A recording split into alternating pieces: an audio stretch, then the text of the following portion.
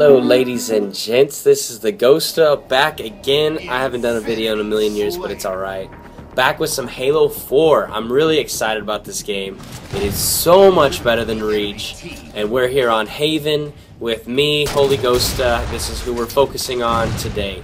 Alright, as you can see, this map is very symmetrical. If you've played Halo 4 at all, Haven is one of the most played maps, it seems like. A lot of times people are voting for this map. It seems like a very important map for the future.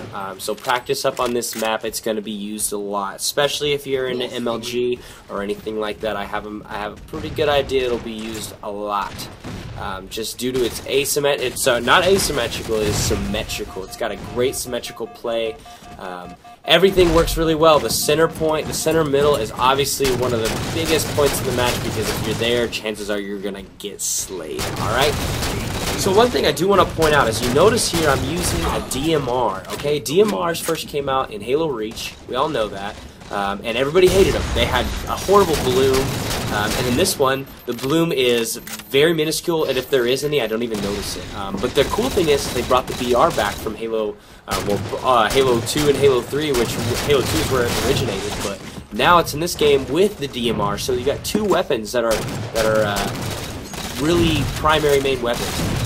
But you notice I'm using the DMR, and that's because I actually like the DMR a little bit better. It's hard for me to say that because I was a really big BR fan back in the day when it was from Halo 2 and Halo 3 in those sense. I was really upset when they got rid of it. So I'm using the DMR. It seems to be better at long range killing. Okay, the BR's got a great short range, middle range, kind of just with the spray and stuff. But for some reason, long range, it just doesn't seem as accurate as the DMR. I mean, the DMR might be a little bit tougher to get up close with, but I don't have a problem with it. So I use the DMR most of the time. As you can see here, I picked up an ordnance drop.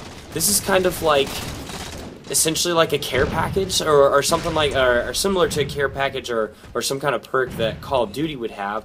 They did, if you notice in Halo 4, they mixed a lot of the Battlefield 3 and the Call of Duty different things and aspects from both of those games into this one, like customizing loadouts, and then you got ordnance drops, and things that are different abilities that are kind of like perks. But I got the sniper in my ordnance drop, and that was very, very lucky. Like, I just got that nice shot on the guy there. I really enjoy using the sniper. It seems to really work when it comes to this game compared to Reach and the other games. I really like the effectiveness. It's easy to shoot with. It's not hard. I don't know, it's just all around a good weapon. One thing you'll notice in Halo 4 is when you get shot while you're in scope, it doesn't knock you out of scope anymore.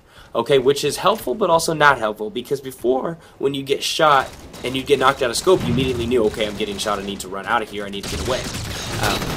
But instead, it's not like that anymore. So now you can just be your shield could be going down, but you're still in scope and you wouldn't even know. So you got to really be paying attention. It takes a little bit of getting used to, which is totally fine. But it helps you shoot easier if you can just concentrate and just ignore the people who are shooting you and just concentrate on who you're shooting. Ignore them while they're shooting you, because of course they're just going to keep shooting you and stuff, but don't worry about it. Focus on your kill, zero in on it, and get the headshot. I really like the snapshot thing that they've got going on now. You can do no scopes and get something called a snapshot medal, which is really cool.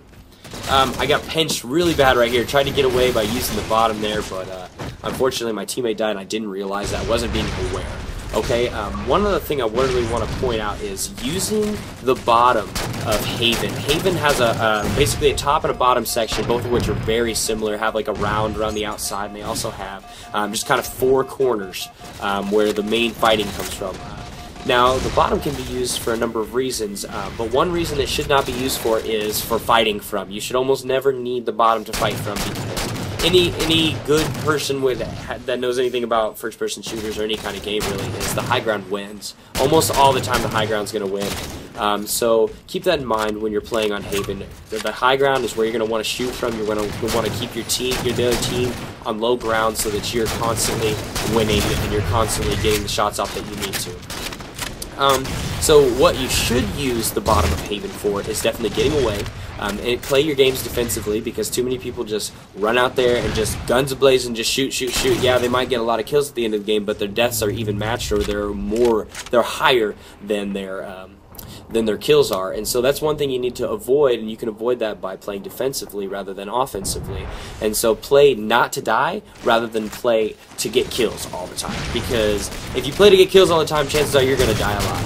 But if you're playing defensively, you're going to get the kills you can definitely get, and the kills that you can't get, you're going to let your teammates get, and then you're not going to die unnecessarily too many times. Does that make sense? So you notice here I actually picked up a BR, and I'm using that as a secondary weapon, which eventually you can get some type of perk that will give you, you'll be able to use 2 primary weapons, one as your secondary, one as your primary. And so that might be a possibility for me, because I really enjoy using the DMR and the BR kind of side by side. Just in case you run out of clip with one, you just switch weapons, you start using the other one. Right here, unfortunately, I got out BR. There's 2 guys. I shouldn't have challenged them, okay? That kind of leads me into another thing, is chasing. A lot of times you'll see the enemies in this game chasing me all the time, chasing me everywhere. And if you also notice, I don't chase enemies purposely.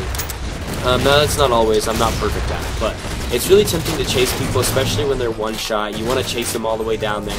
But most of the time, if you're dropping down below and they have already dropped down below, they've got the edge on you because they know you're coming. They're planning on you coming, and they've either already planted that grenade or they're hiding around the corner waiting to assassinate you. So make sure you're extra careful when it comes to doing those kinds of things. Right now, this game is going really well. I was able to play really well this game, using my DMR, getting lots of shots off, connecting with the headshots. The DMR is a 5-shot, by the way, as well as the BR. That may change as soon as as soon as MLG starts up, but we'll see. So as you can see, I got a victory out of this. Keep in mind the DMR, the BR, pick what's best for you. Keep in mind using the high ground instead of the low ground. But overall, thank you so much for watching this, guys. This has been Ghosta, and this is Focus Holy Ghosta. Later.